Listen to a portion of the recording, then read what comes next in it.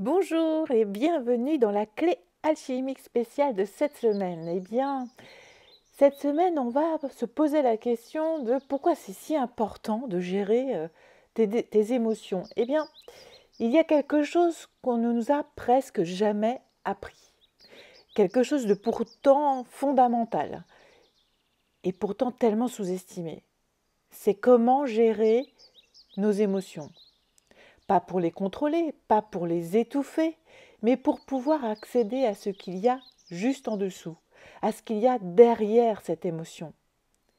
Et ce qu'il y a derrière, c'est souvent la vraie réponse, la vraie direction, la vraie intuition. L'émotion vient du passé et l'intuition vient de ton axe. Une émotion, c'est comme une surréaction à un souvenir, à une douleur, à une blessure, à une mémoire traumatique. Parfois à quelque chose de conscient, mais bien souvent à quelque chose d'inconscient que tu dois aller chercher. Quand tu ressens de la peur, de la colère, de la tristesse, tu crois que c'est le présent qui provoque ça par rapport à ce que tu vis en ce moment. Mais en réalité, c'est une résonance. Ton émotion ne parle pas du présent, elle parle du passé que tu n'as pas encore guéri, que tu n'as pas encore compris ni libéré. Et c'est pour ça que si tu veux entendre ton intuition clairement, tu dois reconnaître d'abord ton émotion, la comprendre, lui laisser sa place et ne pas la confondre avec un message intérieur. Et bien que dans cette société on te demande en gros d'avoir le moins d'émotions possible, eh bien n'oublie pas que tu es humain et qu'un humain est fait pour vivre et pour gérer et pour aimer et pour avoir des émotions. C'est le propre de nous tous. Je vais te donner des exemples concrets qui montrent que là, il est important de gérer ton émotion.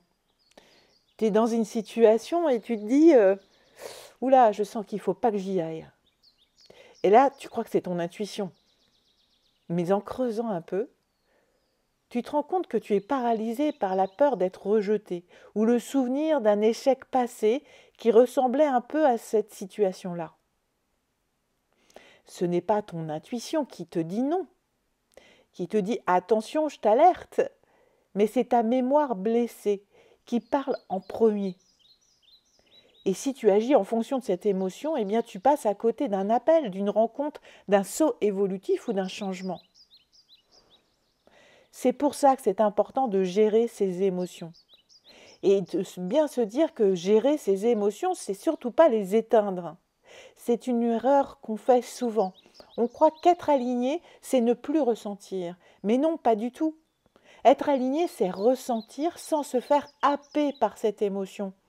Pas en surréagissant par rapport à quelque chose et ne pas être submergé par ça.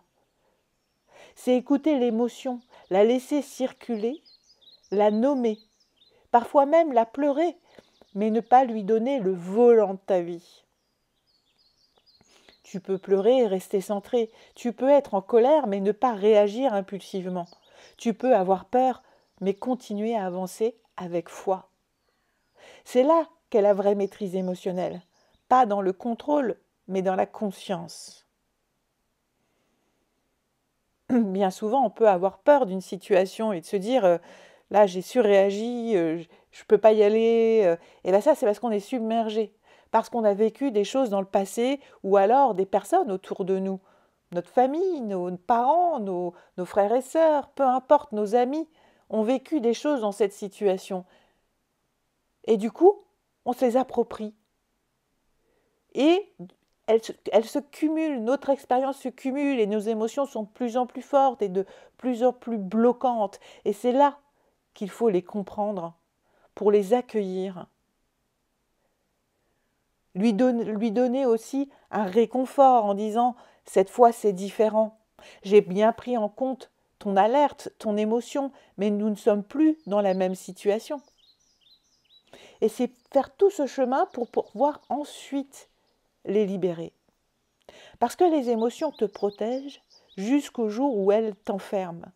Les émotions, au départ, sont des mécanismes de défense. Elles te protègent d'un choc, d'une blessure ou d'un événement brutal. Mais au fil du temps, si elles ne sont pas reconnues, transformées, elles deviennent des murs invisibles, des réflexes automatiques, des bulles qui t'empêchent de voir la vérité. Tu penses que c'est ton ressenti profond, mais en réalité, c'est une alarme qui sonne encore pour un incendie qui n'a plus du tout lieu d'être dans ta vie. Je te donne un exemple, par exemple une discussion avec quelqu'un qui t'énerve toujours. À chaque fois que tu es avec cette personne te met hors de toi. Tu crois que tu ressens quelque chose de juste et que tout vient de cette personne. Mais si tu t'arrêtes vraiment, tu te rends compte que cette personne réveille une blessure non résolue. Ça peut être par exemple de trahison, d'injustice, d'humiliation. Et c'est cette blessure, en fait, qui n'est pas transmutée, qui colore toute ton interaction. Du coup, tu perds ton discernement. Et surtout, tu perds le message réel que ton intuition essaie peut-être de te transmettre. Et entre nous, quand ça arrive, c'est super gênant parce qu'une fois cette relation, cet échange, cette discussion terminée, on n'est pas bien dans nos bottes et dans nos baskets. On a plutôt envie de se dire waouh, comment j'ai géré ça? Franchement, j'aurais pas dû. Pourquoi est-ce que je suis toujours en train de surréagir à tout ce qu'il me dit, tout ce qu'elle me dit? Et on se remet en question parce qu'on sait qu'on n'est pas très à l'aise par rapport à comment on a réagi dans la situation. Mais on n'avait pas le choix, en fait, il faut l'accepter, parce qu'on n'avait toujours pas compris pourquoi cette personne nous met dans cet état. À quoi ça fait référence dans notre passé. Et c'est là qu'il faut aller chercher. Et cette personne, en fait, elle est juste là pour nous aider à travailler dessus. Alors, comment gérer les émotions quand elles bloquent l'intuition? Déjà, il faut comprendre. L'intuition, c'est comme un canal clair, limpide, léger. C'est une vibration subtile, douce mais très précise. Mais si ce canal est encombré de vagues émotionnelles, que ce soit de colère, de peur, de tristesse, de frustration, tu ne peux plus faire la différence entre ce que tu ressens profondément et ce que tu ressasses émotionnellement. Et du coup, tu te coupes de ton élan. Tu restes dans une confusion permanente. La vraie gestion émotionnelle, c'est un véritable chemin d'amour de soi. Et ce chemin demande plusieurs étapes. Déjà, il faut que tu apprennes à nommer ton émotion, la qualifier. Qu'est-ce que tu ressens? La localiser ensuite dans ton corps. L'accueillir sans la juger. L'écouter puis la transmuter et ensuite seulement tu pourras enfin te fier à ton intuition.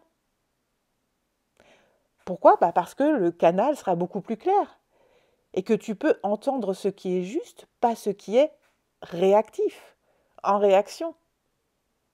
Et ça, c'est très important.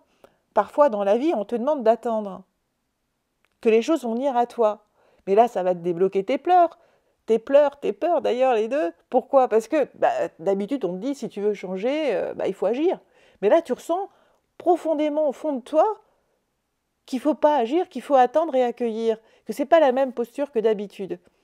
La première question que tu vas te poser, c'est waouh, qu'est-ce que je fais?